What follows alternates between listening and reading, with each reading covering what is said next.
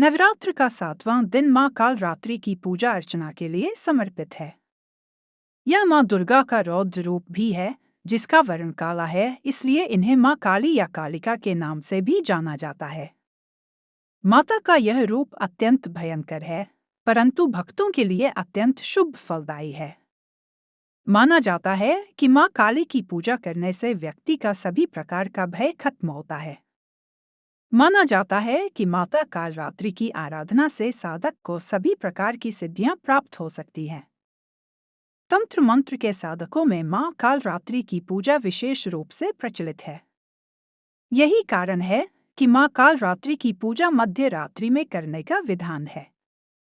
साथ ही यह भी माना गया है कि मां काली की पूजा से अकाल मृत्यु के भय से मुक्ति मिलती है। क्योंकि मां कालरात्रि दुष्टों का विनाश करने वाली हैं, इसलिए हिंदू धर्म में उन्हें वीरता और साहस का प्रतीक माना जाता है। पौराणिक कथा के अनुसार एक बार शुंभ निशुंभ और रक्तबीज नाम के राक्षसों ने तीनों लोकों में आतंक मचा रखा था।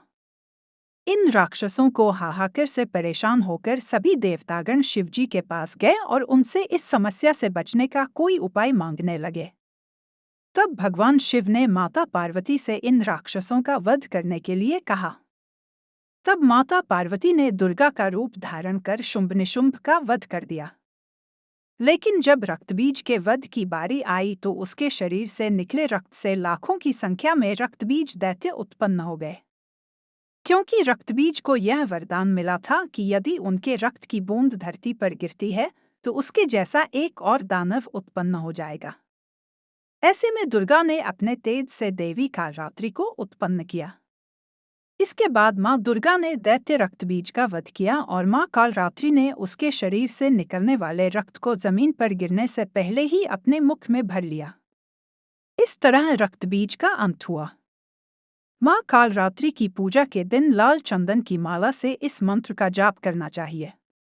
ऐसा करने से व्यक्ति की सभी मुरादें पूरी होती हैं। साथ ही जीवन में आ रहे कष्टों से भी मुक्ति मिलती है। जयंती मंगला काली भद्रकाली कपालिनी।